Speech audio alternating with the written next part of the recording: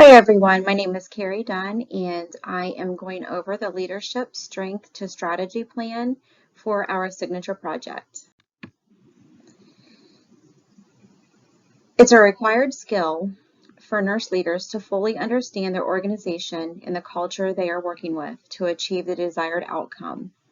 The topics that we're going to cover are leadership strengths that were identified, opportunities for growth, strategies to turn discoveries into strengths, leader interview assignments and how to leverage their strengths, leadership theories to lead and affect change within my organization, the conclusion, and references.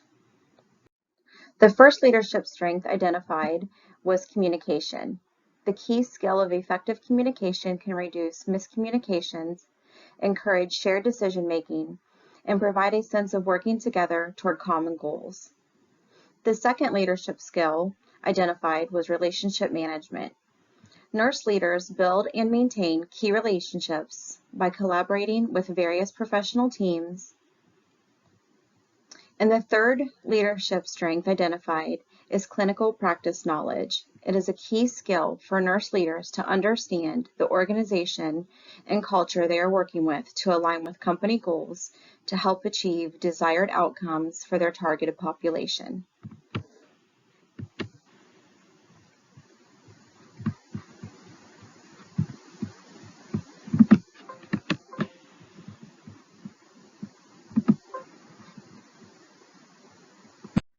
An area of growth identified was facilitated consensus building. One of the biggest challenges I've encountered while leading a project that involves significant change is my role as a facilitator. When planning for a proposed change, it's important to identify the strengths, weaknesses, opportunities, and threats, also known as a SWOT analysis. Gaps and shortcomings could be prevented or lessened by conducting a SWOT analysis to identify team strengths and weaknesses. By using risk assessments and gap assessments, early interventions can be put into place, such as educational tutorials and individual practice sessions to ease the fear of impending changes. Strategies to turn discoveries into strengths. Nurse leaders can identify crucial moments, also known as gaps, by paying attention to the team members' individual circumstances, moods, physiological states, or risk perceptions that lead negative behaviors and results. Planning and strategizing with the team can decrease anxiety about proposed changes. Those proposed changes can seem intimidating when employees are relying on external resources for maintaining pertinent patient information. More strategies to turn discoveries into strengths. Incorporating brief interactive training sessions or deliberate practice where the team practices a skill under relatively real conditions will create a new level of confidence. When a change presents the challenge of learning a new system or a technical skill, these skills can be tested to the maximum capacity. Collaboration and training sessions are combined with immediate feedback and learning that continues to advance. Having an identified strategy in place to make the uncomfortable zone more comfortable and more manageable will promote the team's skill growth. My leader interview assessments and how to leverage their strengths. The key component was efficiency. Advanced practice nurse leaders can benefit from always having a strategic plan in place. Organization and planning of individual and team objectives will ensure the nurse leader meets those desired outcomes. I interviewed our Global Director of Occupational Health Services, Barbara Broadbeck. Barbara has a master's in nursing and she's a family nurse practitioner. She was asked to share advice on how potential nurse leaders could expand their careers and improve their leadership qualities.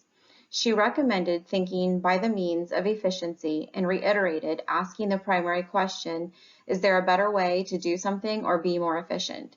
She also suggested that I continue to dig deeper into the why when making decisions for new processes or programs. It was implied that using knowledge with retention and interactive conversations would be a proactive skill that would demonstrate strong leadership skills within our organization. Leadership theories identified. Democratic nurse leaders. Democratic nursing leaders can also be thought of as utilizing participation with their team to its fullest capacity. Democratic nurse leadership is one of the most common leadership styles among the executive nurse leaders. It can be an effective leadership style in nursing since it focuses on participation from all team members in the decision-making process. Transformational nurse leaders motivate staff and set goals for the workplace. Transformational nurse leaders seek to transform a workplace to promote success.